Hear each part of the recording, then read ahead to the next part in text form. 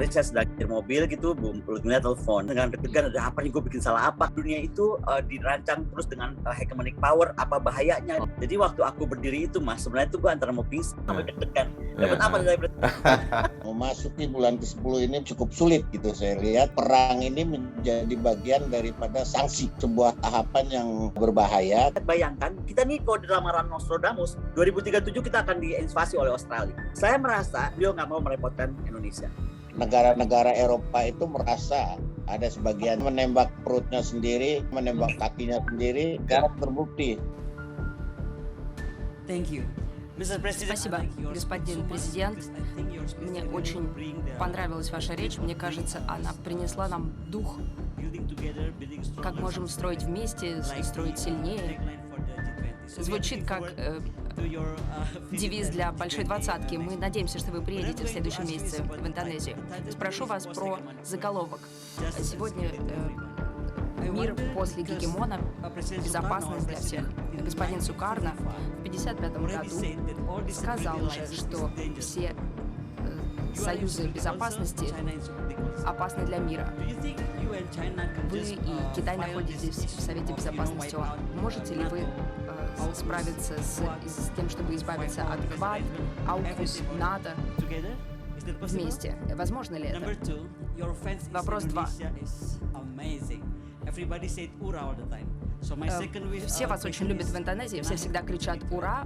И хочу спросить, можно ли с вами потом сфотографироваться? Да, с удовольствием. Такой красивой женщиной, с удовольствием.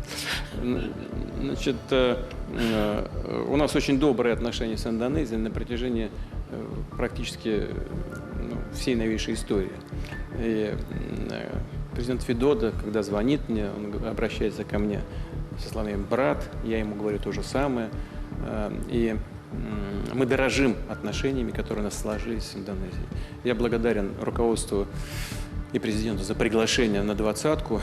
Мы подумаем, как мы это сделаем. Россия точно совершенно будет там представлена на высоком уровне. Но, может быть, и я поеду, пока я подумаю. Вот. Что касается создания новых блоков в Азии, то, на мой взгляд, это попытка перенести в Азию провалившуюся систему блокового мышления из Атлантического региона. И без всякого сомнения, это вредная затея. Это опять попытка дружить с кем-то против кого-то. В данном случае дружить против Китая. Мы просто не поддерживаем эту попытку реанимировать это или воссоздать теперь в Азиатско-Тихоокеанском регионе то, что происходило в Атлантике, но и считаем, что это очень вредная и опасная затея. Ну, надо сказать, что это имеет неблагоприятные последствия и для участников, или для союзников в тех же.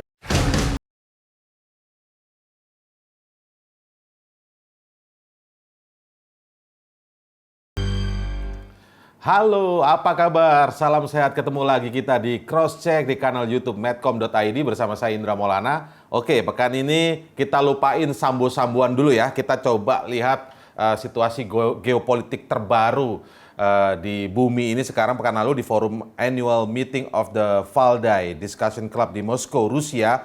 Presiden Putin mengungkapkan kedekatan Rusia dengan Indonesia. Kepada delegasi Indonesia, Putin menegaskan menolak dominasi blok pertahanan Atlantik Utara atau NATO. Lebih tegas lagi, Putin menyebut bahwa kepanjangan tangan negara transatlantik di Asia Pasifik seperti AUKUS dan Quad berbahaya bagi Asia dan harus ditolak. Nah, pernyataan Putin ini terasa seperti bola panas menjelang puncak KTT G20 ya di Bali pada 15 sampai 16 November nanti. Apa saja pengakuan Putin tentang Indonesia dan benarkah Putin masih ragu datang ke KTT Bali 2 pekan lagi? Telah hadir lewat Zoom tentu saja peserta Forum Valdai dari Indonesia, Ibu Koni Rahakundini. Halo Bu Koni, sehat-sehat Bu? Selamat pagi, salam pagi dari Saint Petersburg. Salam Wah, pagi juga untuk luar Pak Priyatna, biasa. Pak Indra. Ini langsung dari Saint Petersburg ya, Bu Kony ya. Ya, Eksklusif ini Bu Kony ini langsung berbicara dengan Presiden Putin. Tapi nanti kita ngobrol dulu ya. Saya sapa dulu Pak Ple. Apa kabar Pak Ple? Baik, Mas Indra. Oke. Selamat jumpa kita. Iya, kita sekarang topiknya internasional dulu ya, Pak Ple. Yang sambo-samboan masih biar dibahas tempat lain dulu. Oke, baik.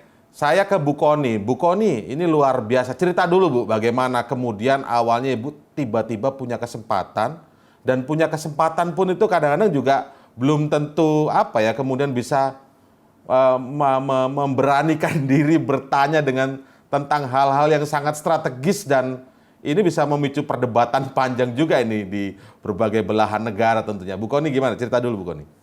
begini. Jadi pertama tuh saya diberitahu oleh Yang Mulia Ibu Duta Besar Ludmila, Duta Besar Rusia untuk Indonesia, kira-kira 2 bulan sebelum Valdai berlangsung.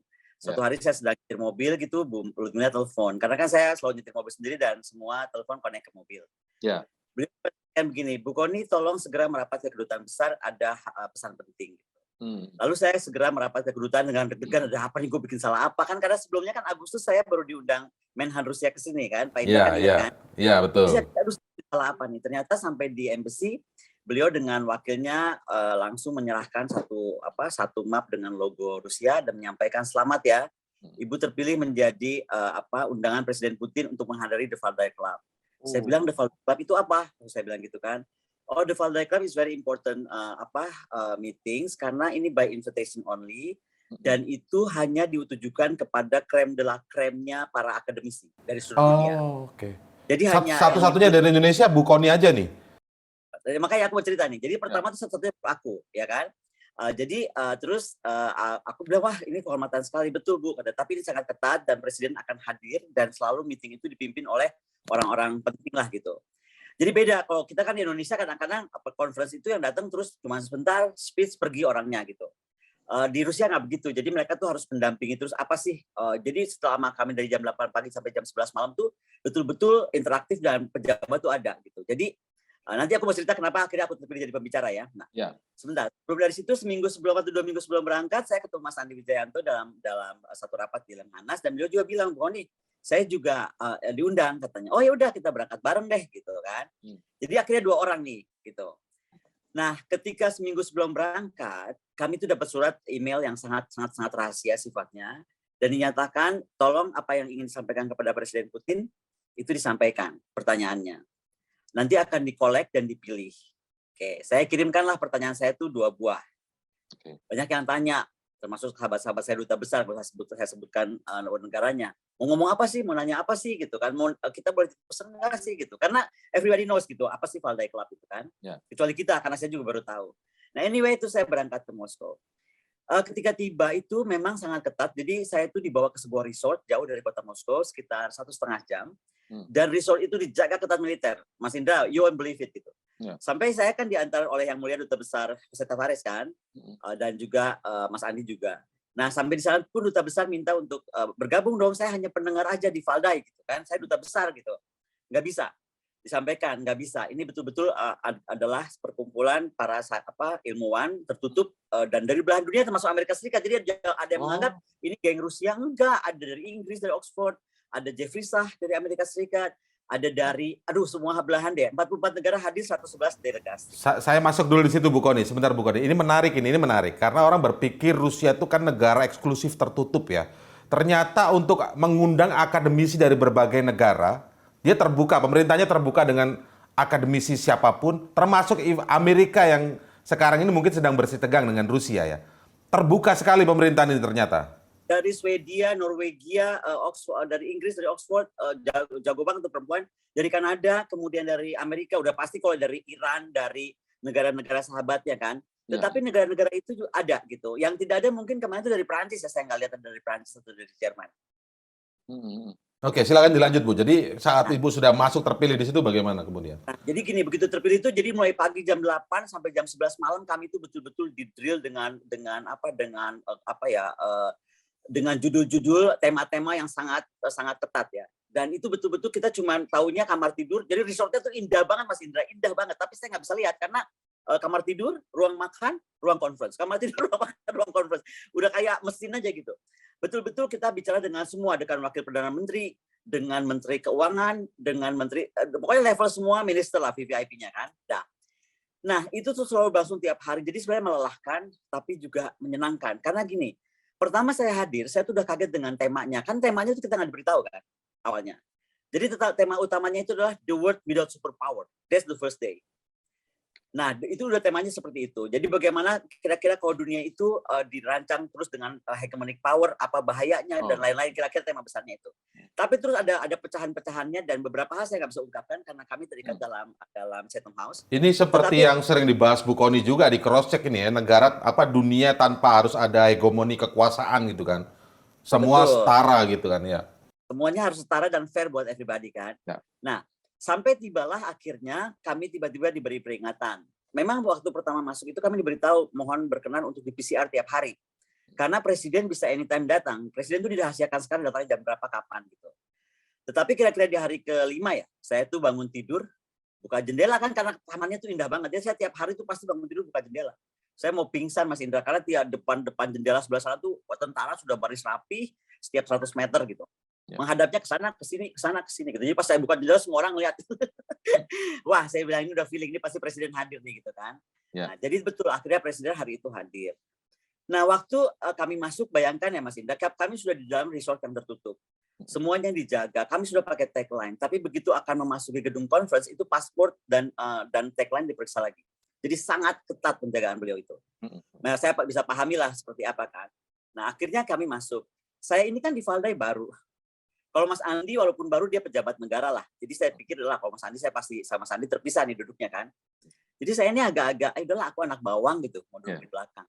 Tiba-tiba protokol menghampiri, Anda namanya sudah di depan. Jadi di jajaran paling depan itu hanya jajaran paling depan yang ada nama. Ya. Itu jajaran elit-elit Rusia. Ya. Kemudian nama kami ada Mas Andi, ada saya, ada Cina, ada dari Afrika Selatan, ada Ambasador Ramzi dari Mesir. Lalu kemudian ada Wakil Perdana Menteri dari Brasilia. Jadi itu jajaran saya dengan Mas Andi. Mulailah tanya jawab kan. Kami kan masih baru juga di Valdai, jadi juga masih nggak tahu Valdai itu gimana sih. Forum gitu kan. apa gitu ya?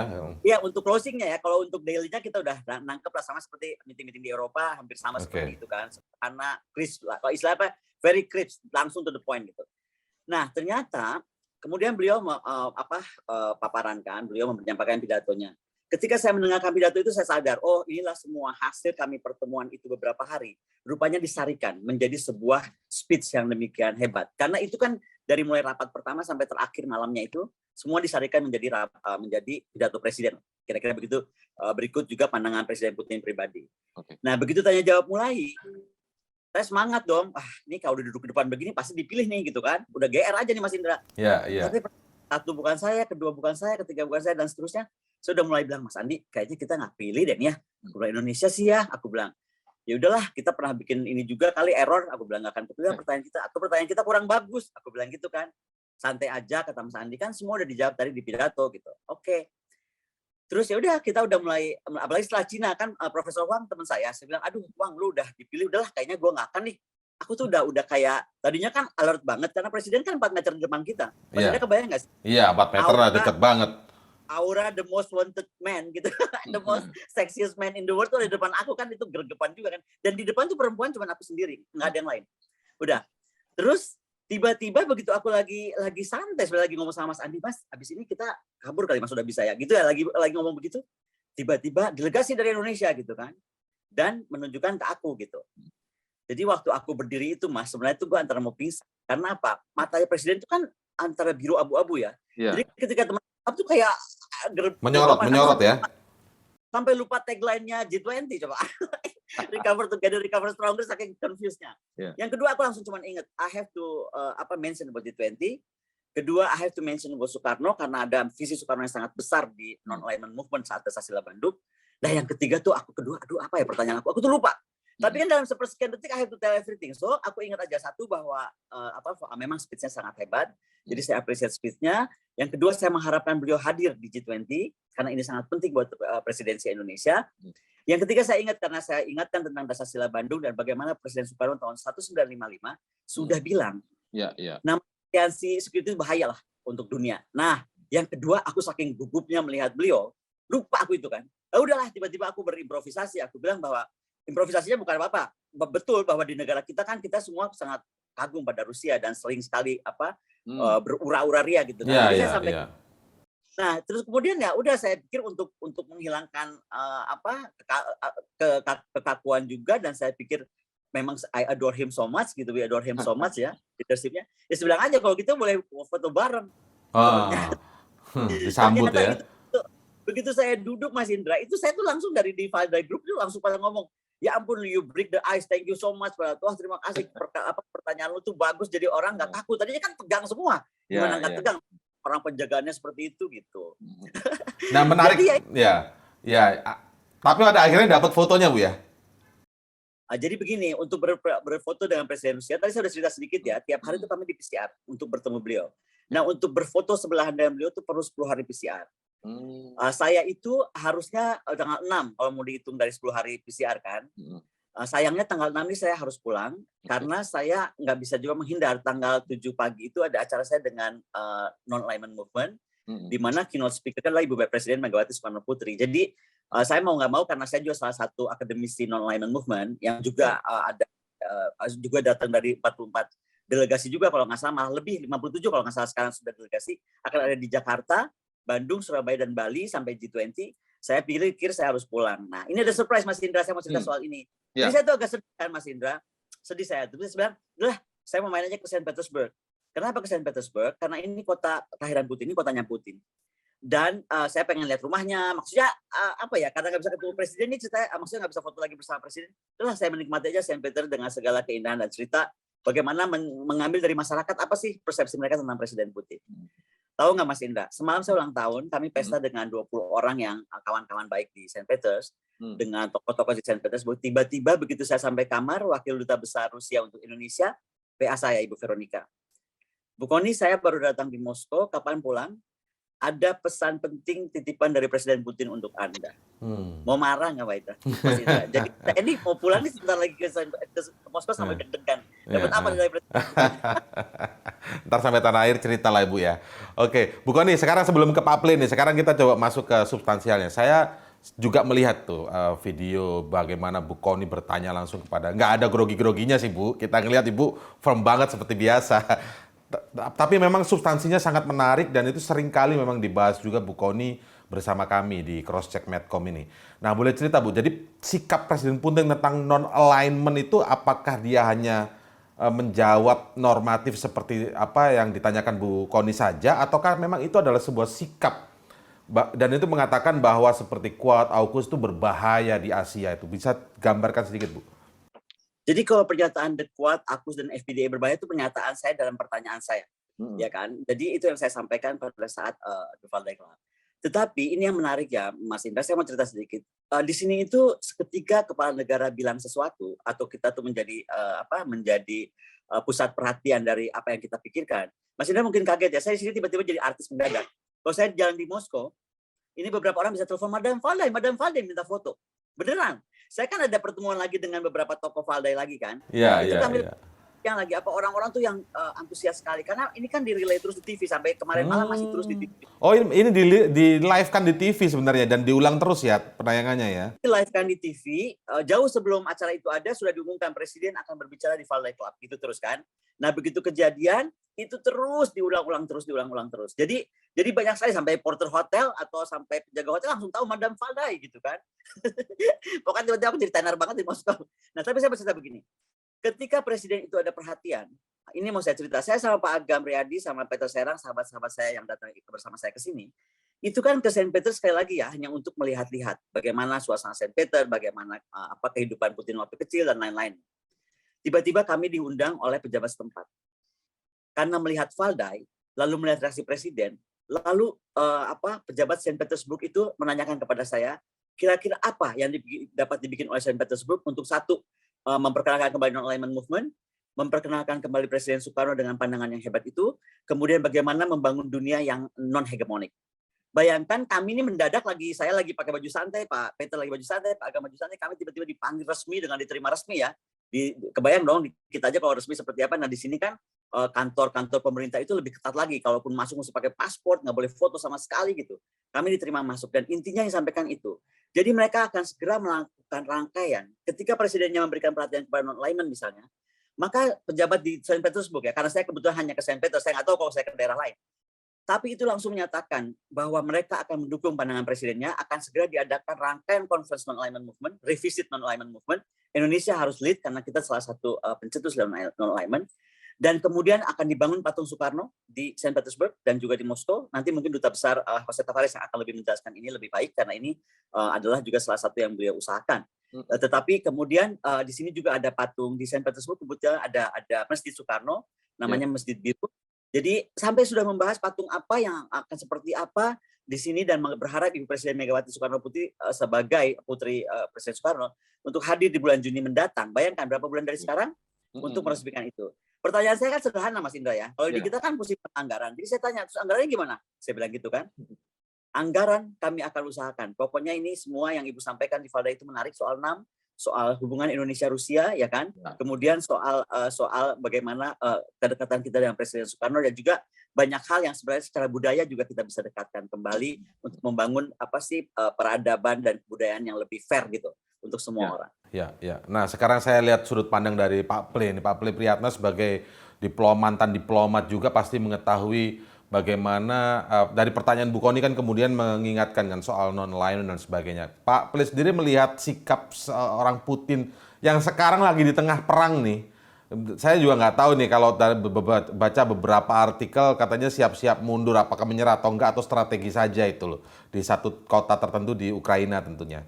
Nah, tapi di tengah itu dia juga masih membuka ruang diskusi tidak tertutup. Padahal mindset awam kalau kita ngelihat Rusia ini negaranya eksklusif sekali ya, tapi mau diskusi dengan berbagai akademisi dari berbagai negara, bahkan datang dari blok barat, akademisi dari blok barat. Pak Ple bisa gambarkan sedikit Pak Ple. Ya, terima kasih Pak Indra. Selamat untuk Bu Kony ya.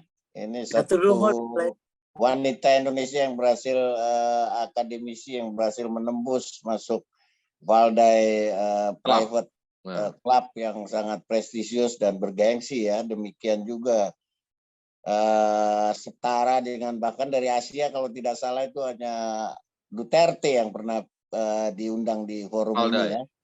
Ya di Valdai ini. Jadi ini cukup bergengsi dan satu hal yang menurut saya menarik di sini adalah adanya sebuah interaksi antara peserta dari Indonesia yang ini diwakili Bu Kony dengan pihak penyelenggara termasuk di sini adalah Putin. Ini sebuah kepercayaan kepada akademisi Indonesia yang mampu mengelola pandangan yang tidak harus sama dengan yang dikembangkan yang berkembang selama ini seperti di Barat. Ini sudah memasuki bulan ke-10 ya. Perang Ukraina Rusia ini yang demikian berkembang sampai kemana-mana dan bahkan perang pun sudah menjadi bagian dari sanksi menurut saya. Jadi ini situasi yang sudah delicate betul sehingga Bu Kony ini punya kesempatan yang baik untuk menyelipkan pandangan pikiran Indonesia yang berkaitan dengan idenya Bung Karno ya, non-blok dan posisi yang tidak memihak pada Barat dan Timur, tapi posisi mandiri yang mampu menegakkan keadaan ini. Jadi ini kesempatan yang baik, meskipun sangat pendek. It's about the moment gitu ya.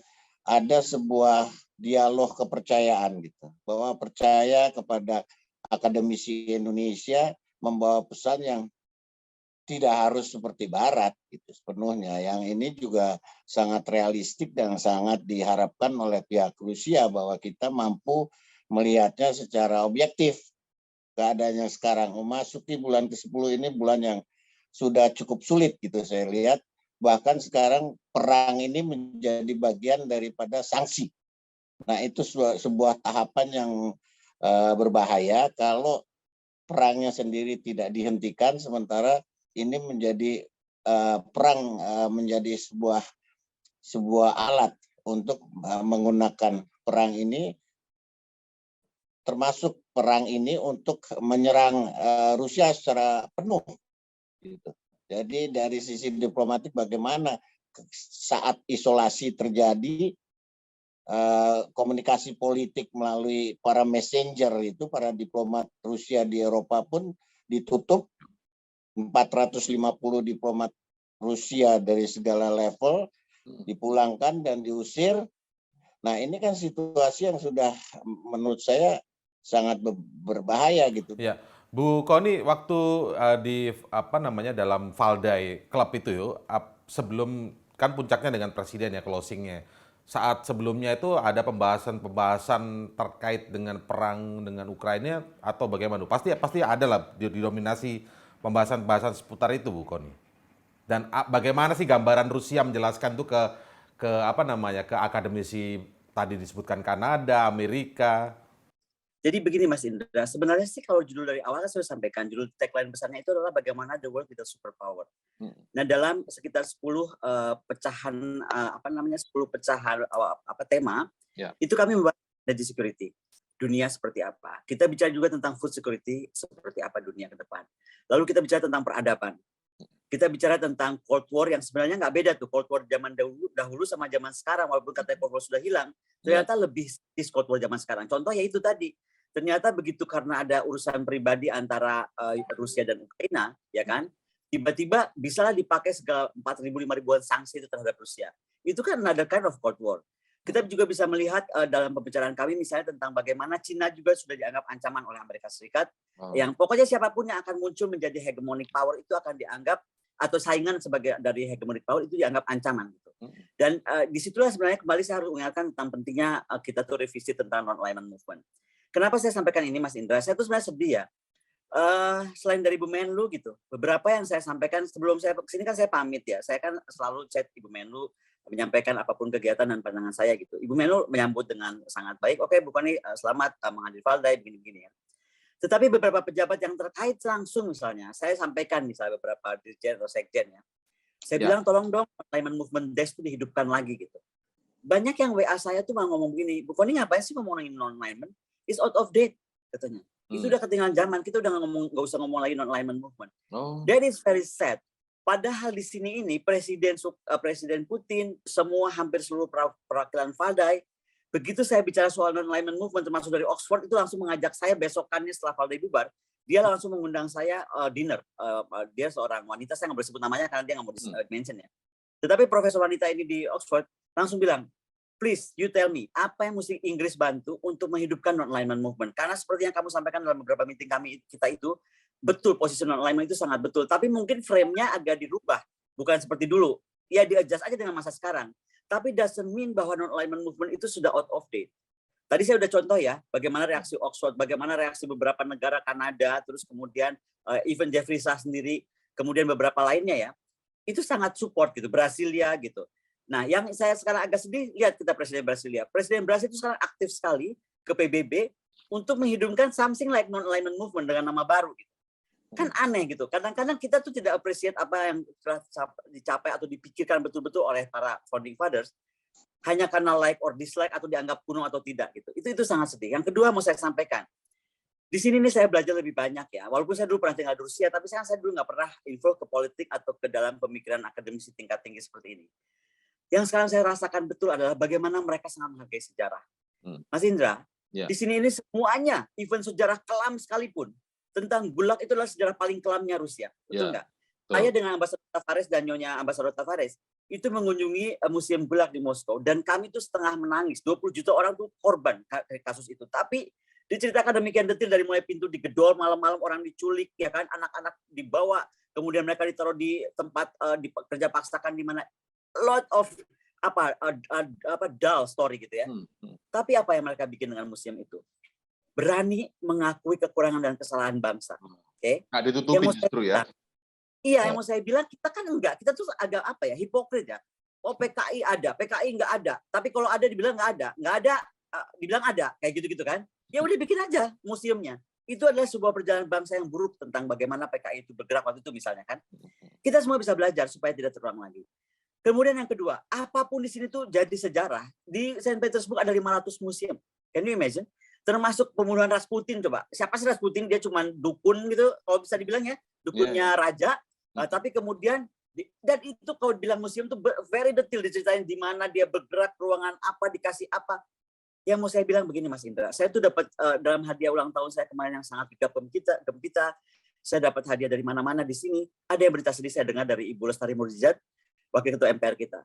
Ratu Kalinyamat gagal dinobatkan sebagai pahlawan nasional, hanya dianggap kurang datanya. Itu saya mau nangis Mas Indra. Mungkin kalau saya tuh apa ya, di puncak saya bahagia sekali dengan apa yang saya alami di Moskow dan ya. Saya kaget, Ratu Kalinyamat yang sudah terbukti catatan sejarahnya dari Portugal, kita sampai sudah effort kita di Portugal segala macam untuk cari archive. Hanya dikalahkan oleh yang sejarah pendek. Apa sejarah pendek? Saya with all due respect ya, saya sangat hormat kepada Dr. Soeharto, semua yang dapat nama-nama pahlawan nasional tahun ini. Tetapi kita nggak pernah mau melihat langkah peradaban nenek moyang kita. Di sini ini di Saint Petersburg, Mas Indra, ada patung yang dibangun tahun 18 berapa lah. Ya, di era sejarah Saint Petersburg dibangun. Patung seperti patung Mesir gitu loh.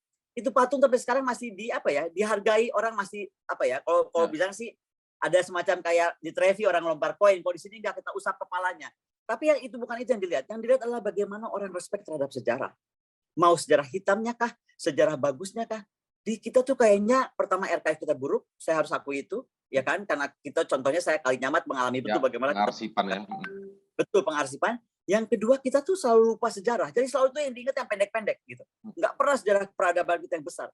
We are a big nation. Satu lagi saya mau bilang. Jadi sebenarnya, satu lagi, silakan Bu. Di sini tuh ada pameran tentang museum dari timur. Karena dulu Raja Nicholas II tuh sempat Pulau Jawa dan Pulau Sumatera. Jangan salah ya. Tsar Nicholas II tuh pernah ke sana. Why? Tsar Nicholas II ke sana. Zaman itu tahu abad-abad beliau hidup. Karena ternyata vodka minuman Rusia itu, salah satu yang menjadi paling mahal itu spicesnya dari Indonesia. Oh iya. Jadi namanya Pemukus, adanya di Jawa Tengah. Jadi Tsar tuh ternyata Nicholas II tuh ke sana ke Indonesia. Ini masa kita nggak tahu? Saya semua dapatkan di sini. Yang ketiga, di sini ada museum tentang sejarah Batak. Dari dulu saya udah bilang, Batak itu adalah peradaban Indonesia yang besar, peradaban Indonesia yang sangat interaktif dengan Israel waktu itu ya. Okay. Nah, ternyata di sini itu dikembangkan bahasa Batak itu sampai semua sejarah peradaban Batak yang kita aja nggak tahu gitu loh. Yang mau saya bilang, orang lain sangat appreciate apa yang kita punya, budaya kita gitu. Kenapa kita enggak? Makanya kemarin saat kami menghadap ke Saint Petersburg, pejabat Saint Petersburg, beliau senang sekali misalnya ada Pak Agam Riyadi di sini sebagai interior designer. Ya, beliau langsung sampaikan, boleh nggak nanti juga pada saat Juni kita patung itu, Pak Agam bawa koleksi apa yang bisa disampaikan? Apakah batik atau apa yang Indonesia supaya orang Rusia lebih tahu gitu. Ini kan menarik gitu. Jadi kita tuh sangat diapresiasi di luar ya, tapi kok kita kurang mengapresiasi peradaban dan budaya kita sendiri. Tapi saya sampaikan tentang sejarah itu. Ya. Artinya yang benar-benar jas merahnya versi Bung Karno itu terjadi di Rusia justru ya. Kita menang teorinya mungkin Bu ya. Kita selalu awal dan menang. Menang teriak-teriaknya Mas Indra, tapi nggak diresapi dalam hati. Kalau di sini jas merah itu dan contoh kayak Ratu Kalinyamat ya, itu sebenarnya situsnya itu bukan dianggap kita memuja situs, salah kalau dia nggak memuja situs. Kita menghidupkan the grand story of her gitu. Makanya ini akan berhubungan sangat panjang. Terakhir mungkin saya begini, berita saya yang kedua adalah ini berhubungan dengan banyak saya terima WA soal siapa Panglima TNI. Ini ada sangat penting harus saya sampaikan ya. Indonesia ada negara maritim. Di sini ada dari utusan Sesko yang dari Indonesia ada 2 orang siswa Sesko Angkatan Laut yang sedang sekolah di sini dan bisa cerita tentang bagaimana sejarah kita dalam membangun kekuatan maritim bersama Rusia.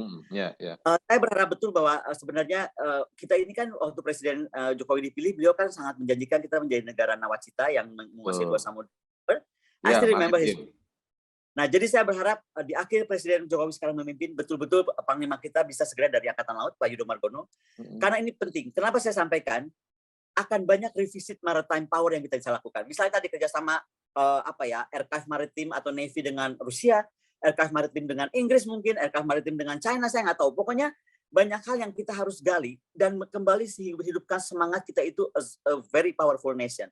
Rusia itu 5.000 sanksi, can you imagine? Saya tuh kesini sama kawan-kawan saya tuh jadi bawa-bawa cash kemana-mana karena kartu kita semua mati kan. Iya. lihat mereka, sistemnya jalan, nggak ada yang terganggu. Even sekarang yang kan di blok, sebenarnya Instagram, sosial media kan semua di blok oleh Barat. Ya kan? Tapi kami bisa ada jalan keluarnya, jadi diberitahu untuk apa, bagaimana caranya. So, they always resilience-nya, ketahanannya sangat kuat. Ekonominya biasa saja, semuanya. Apalagi saya tuh sampai selalu buka jendela. Ini saya buka jendela hotel, karena panasnya setengah mati di sini kan rata-rata gas tuh udah memanaskan ruangan dan gratis dan kontrolnya dari negara. Jadi saya berasa kamar kalau ini ditutup. Jadi saya selalu buka biar udara dingin. Ya. Oke. Dan tahu per bulannya cuma $1 bayar listrik. $1. Ini sebenarnya yang kita mau intip lewat Bu Kony yang berada di sana langsung gitu loh ya.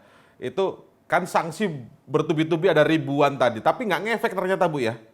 Nggak, sama sekali nggak ngefek. Nggak ngefek, benar-benar nggak ngefek Pak Priyatna, saya dengan awal kan di acara ini, dan juga Pak Priyatna pasti ingat, saya di acaranya satu acara YouTube terkenal, saya kan bilang, keputusan negara Barat menghukum Rusia itu suicidal. Remember? Saya pernah ngomong juga sama. Betul. Itu Pak Priyatna terbukti sekali suicidal. Jadi mereka malah makin seru, malah mereka makin senang. Gitu ya. Iya, loh, kayaknya ternyata kita bisa. Jadi ada kebanggaan nasional yang muncul. Nah, itu bagaimana nanti Indonesia, bayangkan kita nih kalau di lamaran Nostradamus, Pak Indra, ini buku lagi lama banget ya, We Believe It or Not, 2037 kita akan diinvasi oleh Australia, ya kan? Ada kota-kota dengan bertubuh yang akan dihajar Australia. Ini kalau percaya ramalan Nostradamus. Nah, anggap aja itu betul. Kesiapan kita bagaimana 2037 untuk resilience kita, untuk ketahanan nasional kita. Itu yang mesti kita pikirkan dari sekarang. Itu ramalan itu berdasarkan prediksi-prediksi apa ya, pertimbangan geopolitik segala macam Bu ya? Enggak, Nostradamus Pak Indra. Nostradamus kan kita tahu siapa. Beliau meramalkan Ratu Elizabeth meninggal 2022, kejadian meninggal. Banyak hal diramalkan Nostradamus kejadian. Nah, ini makanya saya bilang percaya tidak percaya, tetapi lebih baik kita bersiap-siap. 2037 itu di hadapan mata gitu. Makanya betul bahwa kemudian Presiden Putin saat saya meminta beliau duduk di Dewan Keamanan Nasional bersama Cina, kalau gitu itu aja lah, dihapuskan aja. Sama seperti yang Bung Karno dulu, tentang The Quad, tentang AUKUS, tentang NATO, tentang Five Power Defense Arrangement, tentang Five Eyes, semua itu. Dan makanya beliau langsung merespon kayak gitu loh Mas Indra. Baik, Pak Ple, sebelum ke Pak Ple ya, saya mau ajak dulu untuk lihat atau dengarkan, paling nggak nanti ini kita isi ya.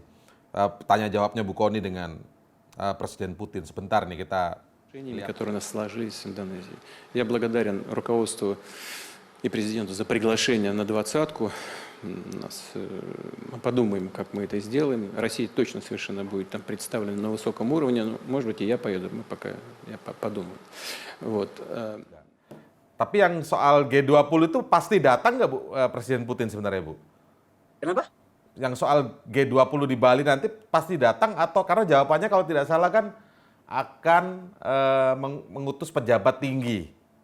Beliau jawab begini, akan dia lihat, dan kalaupun tidak dia akan mengutus pejabat tinggi negara. Dan tolong diingat Mas Indra, beliau tuh sebelum datang Peskov tuh datang. Beliau tuh adalah orang terpenting lah setelah Presiden Putin. Saya juga bicara dengan Peskov agak cukup beberapa saat ya. Dan saya berharap memang kita tuh mengharapkan betul Presiden Putin akan datang. Tetapi nih, ini bukan dari pandangan Rusia ya, ini dari pandangan saya pribadi sebagai akademisi. Saya melihat beliau sangat menghormati Presiden Jokowi, menghormati sangat Indonesia. Sampai diceritakan bagaimana saling memanggil brother gitu kan. Kita lihat juga, ya kemarin Presiden juga langsung bisa telepon brothernya untuk urusan Laut Hitam misalnya. Itu kan menunjukkan kedekatan. Nah, tapi saya sense karena musuh Rusia ini di sini bagaimanapun adalah jadi negara yang banyak. Sekali lagi ini kan bukan perang Ukraina-Rusia. Menurut saya perang NATO dan Barat terhadap Rusia menggunakan Ukraina ini yang terus saya ulang kata-kata ini supaya Ukraina juga sadar jangan mau di-use terus gitu ya. Nah, saya merasa sebagai sahabat beliau nggak mau merepotkan Indonesia. Saya pernah pengalaman menghadiri beberapa meeting internasional di Bali ketika pejabat negara hadir Mas Indra. Contoh ya Mas Indra, ketika Pak Burodem Clinton datang, itu kan harus didampingi langsung F-16, dikawal pesawat kenegaraannya. Nah, sekarang itu nggak ada masalah. Bagaimana Indonesia hari ini dengan segala yang hadir di G20 yang semuanya against Russia, kita harus mengawal pesawat ke Presiden Putin dari ancaman apapun. Sanggupkah? Oh iya. Nah, saya nggak tolong jangan diartikan saya tidak menghargai atau tidak menganggap kita mampu. Kita mungkin mampu, tetapi apakah kira-kira Presiden Putin mau merepotkan kita seperti itu? Menurut saya pribadi melihat orang yang demikian humble, dia tuh pengetahuannya luas ya, geopolitik knowledge-nya besar, semualah, ekonomik, energi, ya kan, semua. saya kok melihat, dan orangnya sangat santun ya, sangat humble. Saya kok melihat dia nggak akan mau merepotkan kita, menurut saya. Jadi nggak datang itu bukan karena nggak menghormati, tapi memang dalam posisi yang sekarang kalau aku datang, kamu yang repot nanti, gitu ya? Ya, Kurang lebih gitu ya, Bu ya? Ya, harapan saya adalah, harapannya tetap, itu kan perkiraan saya. Ya, Tetapi harapan Biden menyatakan tidak akan datang, kalau betul tidak akan datang, mungkin kansnya beliau akan datang lebih besar. Gitu Putin aja akan datang, maksudnya kalau Biden nggak datang, Putin kemungkinan datang. Apalagi buat saya itu ada hints penting ya. Tiba-tiba tadi malam saya mendapat berita Presiden Putin menitipkan sesuatu pada Wakil Duta Besar. Wakil Duta Besar dipanggil mendadak ke Moskow, dan Wakil Duta Besar Rusia di Indonesia. Itu kan pasti ada sesuatu yang harus dipersiapkan dalam rangka G20. Ini kan tinggal berapa minggu lagi? Iya, betul. Tinggal beberapa pekan lagi nih, Bu. 2 pekan lagi mungkin ya. Pertengahan bulan ini kan. Baik. Ya. Oke. Nah, Pak Ple. Saya nggak harus pergi sebentar. Oke, baik. Ya. Baik, Bu Kony. Kita ucapkan terima kasih. Sehat terus di sana, Bu Kony ya. Kita ucapkan selamat sekali lagi sebagai satu-satunya akademisi yang mampu hadir di Valda ini. Bahkan tingkat Asia Tenggara ya. Iya. 2 orang. Dianggap menarik oleh Presiden dan dipilih, itu adalah sesuatu. Terima kasih sangat. Pak Ple Priyatna, terima kasih sangat juga atas masukannya tadi. Dan sampai jumpa di Indonesia. Oke. Mohon kita harus pamit dulu. Iya, baik. Terima kasih ya Bu Kony. Sehat terus sana. Oke, Pak Ple, sekarang dengan Pak Ple kalau kita ulas antara Rusia, Ukraina atau yang di belakangnya ada NATO 10 bulan ini, bagaimana Pak Ple prediksi ke depannya? Berbagai sanksi, sempat ada ancaman resesi dunia akibat konflik ini kan belum ada tanda-tanda akan berakhir ya Pak Ple. Gimana prediksi dari Pak Ple sendiri? Saya izin menyampaikan bahwa memang dari perkembangan yang memasuki bulan ke-10 ini ya, situasinya memang agak mengkhawatirkan karena di satu sisi sanksi terus ditekan, dijalankan dengan segala kekuatan yang ada, bahkan sampai negara-negara Eropa itu merasa, ada sebagian yang bilang kita menembak perutnya sendiri, kita menembak kakinya sendiri, dan sekarang terbukti sanksi itu menyulitkan warga biasa di Eropa, di Inggris, semua harga naik, gas naik, listrik naik sampai 4 kali, 400%. Itu terasa di tingkat akar rumput, tapi pemerintahnya seolah-olah menutup mata dan terus melakukan kekeliruan yang ada mengenai menjatuhkan sanksi yang menurut saya sudah menjadi ambisi, tidak lagi menjadi pilihan politik yang rasional gitu. Emosional, jadinya udah emosional nih ya. Ya. Pak Ple, coba saya sederhanakan dulu. Jadi sebenarnya sanksi-sanksi terhadap Rusia yang diberikan oleh Amerika atau negara-negara Barat yang tergabung dalam NATO, Eropa gitu ya, itu justru berdampaknya kepada yang memberikan sanksi sendiri. Betul, itu memukul negara Barat sendiri, terbukti kan sekarang selama ini. Ketika Eropa mampu hanya memberikan bantuan ke Ukraina sebesar $1 juta misalnya, keuntungan Rusia bisa mencapai $35 juta untuk dalam waktu 1 bulan. Itu sebuah kerugian yang menurut saya dibalik sanksi yang sudah tidak terukur lagi gitu. Jadi ini ambisi yang besar gitu, ambisi yang menurut saya justru mengancam perdamaian karena channel diplomatik, jalur diplomatiknya ditutup dengan segala cara, ditutup hanya untuk selalu menghukum Rusia dengan segala cara untuk supaya dia tunduk, mau di meja perundingan dengan cara Barat yang dominasi dan hegemoni itu kan tidak bisa gitu. Nah, Mas Indra, ini sebuah untuk Bu Kony juga nanti. Justru saya tertarik di situasi memasuki bulan 10 ini suara-suara miring dari negara berkembang yang abstain di setiap kali ada pemungutan suara di PBB misalnya. Abstain mengenai seperti kemarin referendum. Abstain untuk menekan Rusia keluar dari Komisi HAM. Abstain dari mengecam Rusia untuk di Badan Atom Dunia. Jadi sudah mulai mundur perlahan-lahan ini mereka ya kayaknya berarti ya. Iya, jadi sekarang semangat non-blok, semangat penolakan ala Bung Karno zaman non-blok itu yang awal itu sebetulnya masih hidup di sebagian negara yang memberikan voting memberikan suara abstain itu. Contohnya Afrika Selatan. Presiden Cyril Ramaphosa itu berani mengatakan bahwa kami tidak perlu tunduk dengan sanksi yang dijatuhkan oleh Barat Amerika yang diadopsi oleh UN.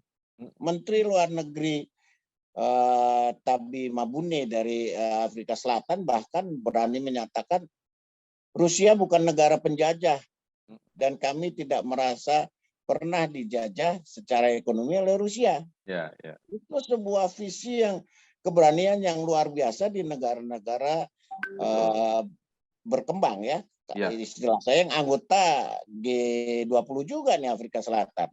Terus juga Menteri Energi Afrika Selatan misalnya. Kami akan mengimpor minyak dari sudah harus membuka diri untuk mengimpor minyak dari Rusia di tengah situasi ancaman sanksi yang demikian besar dari negara barat. Nah, ini juga sekarang ini makin terasa bagaimana itu Afrika menggeliat, bagaimana Meksiko, Presiden Meksiko itu menunjukkan warna non-line itu, warna non-blok itu dengan keberanian beliau mengatakan bahwa tidak mungkin kita membangun sebuah ke dunia yang adil ketika perang ini hanya dipasok dengan senjata dan Ukraina hanya menyediakan tentaranya untuk menjemput kematiannya. Itu sebuah amoral, sebuah tindakan amoral. Jadi contoh di Eropa kembali suasana Hungaria PM Hungaria yang menolak untuk bersikap menjatuhkan sanksi pada Rusia, sebuah contoh bagaimana negara itu harus survive di tengah gejolak yang ingin maksudnya ngapain ikut-ikutan susah kalau kemudian juga nggak ada ujung-ujungnya, maksudnya buat apa blok-blokan kalau cuma ikutan susah maksudnya ya. Nah, kalau kita juga dengar dari cerita Bu Kony tadi menarik, justru akademisi dari Inggris ya kan, kita tahu Inggris sebagai bagian dari negara blok barat itu justru sudah mulai berpikir juga soal non-alignment atau non-blok tadi, bahwa blok sifat-sifat blok antar negara untuk menguasai dunia ini sudah nggak zaman lagi dan justru tidak baik begitu ya, seperti yang dipraktekkan oleh NATO ini. Artinya apakah mungkin berangkat dari sini nanti kemudian menjadi gerakan yang besar begitu, mungkin dimulai dari akademisi lalu mungkin masuk kepada pemerintahnya masing-masing begitu ya, bahwa kemudian pada akhirnya nanti tidak ada lagi kekuatan-kekuatan blok di dunia ini gitu. Jadi negara ya dengan negaranya masing-masing begitu Pak Ple. Iya. Perjuangan ke arah itu harus selalu dilakukan ya, dan ini kita juga mulai Indonesia saya rasa masih bersikukuh untuk menerapkan politik mandiri, politik bebas yang aktif. Tapi kalau dilihat dari sisi sebaliknya misalnya Pak Ple, contoh artinya Rusia ini sudah sangat kuat, sudah sangat siap dengan apapun yang akan diserang ya, tanda kutip oleh NATO misalnya. Berarti di satu sisi lagi ada negara yang juga sangat adidaya dong di negara ini, di dunia ini, yaitu Rusia. Bukan begitu pengertiannya berarti maksudnya Pak Ple? Betul. Rusia menunjukkan kepada dunia dengan fakta yang ada di situasi yang sulit semacam ini, dengan segala kecaman maupun segala isolasi yang dilakukan, dia masih bisa survive, Pak. Ya kan Mas Indra, ini survivalnya ini yang luar biasa. Kalau Bu Kony tadi katakan bahwa kehidupan di Rusia biasa aja, kemudian efeknya justru terasa sekarang di negara barat gitu, di negara-negara yang mengisolasi Rusia itu terasa kenaikan harga BBM, kelangkaan gas, kesulitan di musim dingin untuk mendapatkan gas dan listrik harus bergiliran. Industri Jerman itu terancam menderita kerugian 200 billion bila mana memang gasnya ini tidak bisa berlangsung. Dia harus bergilir. Jadi 5,6 juta tenaga kerja Jerman akan terancam kehilangan pekerjaan kalau produktivitasnya ini merosot. Jadi kondisinya dibuat oleh Barat sendiri, sementara Barat menuding itu pada Rusia penyebabnya. Jadi sesuatu yang nggak ketemu gitu. Oke. Nah, sekarang kita bicara pada faktanya sekarang ini di Pasifik, di Asia Pasifik ya, itu kita sudah tahu ada The Quad, ada AUKUS, yang Bu Kony juga menganalisisnya sejak awal kita berdiskusi soal geopolitik ini bisa jadi jangan santai-santai. Mungkin sekarang Indonesia nggak akan diintip, tapi ketika Indonesia nanti pada saatnya ya menjadi sebuah negara yang besar karena faktor ya mungkin soal demografi dan lain sebagainya itu bisa menjadi sasaran kan. Nah kalau sekarang kan kita lihat yang dimusuhi oleh blok barat ini yang coba diincar untuk dikalahkan kan adalah Cina. Kemudian karena Cina dekat dengan Rusia, Rusia diganggu. Jadilah seperti ini sekarang kan. Rusia versus Ukraina karena NATO mau masuk lewat Ukraina. Nah, tapi faktanya kembali ke Asia Pasifik, Indonesia di dekat Indonesia ada blok kekuatan-kekuatan blok juga yang tadi disebut The Quad dan juga AUKUS. Bagaimana ini kemudian menurut Pak Ple, mantan diplomat yang juga mungkin akademisi untuk melihat bagaimana pemerintahan kita bersikap soal ini, Pak? Ya, kita harus kembali kepada pendiri bangsa ini untuk bersikap bahwa Indonesia harus bisa menyikapi negara sekeliling yang penuh dengan ancaman, yang penuh dengan persepsi yang menakutkan untuk kita. Contohnya misalnya ada AUKUS ya.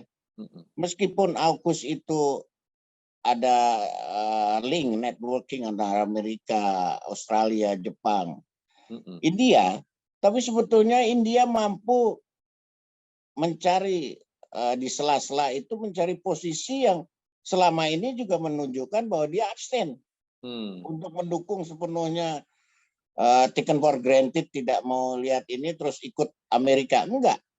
Ini terbukti sekali dari beberapa itu yang saya perhatikan. India itu votingnya selalu abstain beberapa kali ini sampai terakhir kemarin yang referendum itu. Itu apa artinya? Posisi yang diinginkan India adalah sama.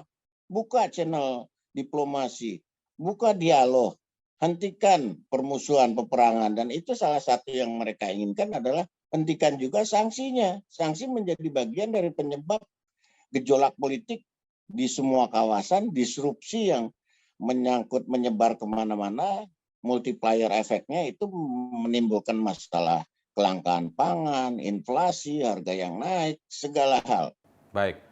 Saya kembalikan sedikit ke soal G20 Pak ya, KTT G20. Kalau kita lihat pernyataan kemarin tepatnya adalah di hari Kamis paling tidak pernyataan Presiden Joko Widodo, 17 negara sudah confirm pasti hadir, tinggal 3. Kalau mendengar cerita dari Bu Kony tadi barusan ini kemungkinan kan berarti Rusia yang belum pasti memastikan apakah Presiden Putin langsung atau petinggi, mengirimkan petinggi ya. Tapi kalau garis bawahnya kita lihat dari video bagaimana Bu Kony bertanya jawab dengan Putin kan akan mengirimkan pejabat tinggi yang tidak main-main. Jadi ini bukan sekedar pejabat yang normatif dikirim, tapi ini memang pejabat kepercayaan Putin lah, intinya kurang lebih begitu. Nah, bisakah ini disebut apa namanya ya kan, karena kalau sebelumnya menyebut kalau nggak hadir semua maka Indonesia sebagai presidensi dinilai gagal. Kalau menurut Pak Ple seperti apa dengan kondisi sekarang ini ya, karena ada perang dan lain sebagainya? Ya, menurut saya Indonesia tidak bisa dibilang gagal ya, karena yang sedang macet, yang sedang terganggu adalah pertemuan di level KTT-nya kan, summitnya, summit kepala negaranya. Tapi di level working group, di level menteri, di level gubernur BI, di level gubernur menteri keuangan itu berjalan normal. Dan bahkan pariwisata kita sampai bisa menyelenggarakan sekitar 440 event, itu luar biasa. Itu satu. Tapi di sini memang ada sebuah keinginan dari Barat, menurut saya, istilah saya, untuk mendominasi G20 ini menjadi bagian dari agenda mereka. Contoh aja kemarin, Ukraina tiba-tiba ujuk-ujuk bilang undangan ke Rusia untuk harus diminta untuk dicabut. Iya betul. Ini yang mau saya tanyakan juga, menarik ini memang. Iya. Disebutkan gini Pak, lengkapnya kalau nggak salah gini, Zelensky menyatakan, Presiden Ukraina ini menyatakan tidak akan datang ke KTT G20 kalau Putin datang. Pertanyaannya, Zelensky Ukraina ini bagian dari G20 bukan sih sebenarnya? Bukan, justru itu. Undangan pun mungkin itu hanya karena tekanan kepada Barat untuk kita bersifat fair agar Ukraina diberikan tempat untuk bisa, tapi dia bukan anggota. Tapi ini termasuk sebuah pernyataan konyol nggak sih Pak?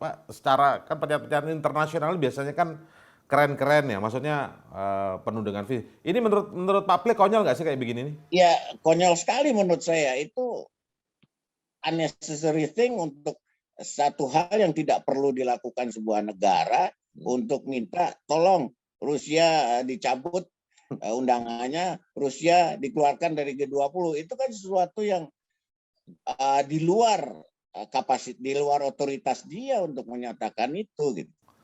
Baik, itu tadi diskusi kita di akhir pekan kali ini dalam cross check di kanal YouTube medcom.id. Jangan lupa saksikan terus perbincangan menarik, ulasan-ulasan menarik, baik isu terkini dalam negeri maupun isu internasional. Tentu saja di kanal YouTube medcom.id setiap pukul 10 waktu Indonesia Barat setiap hari Minggu. Saya Indra Maulana pamit undur diri. Sampai jumpa.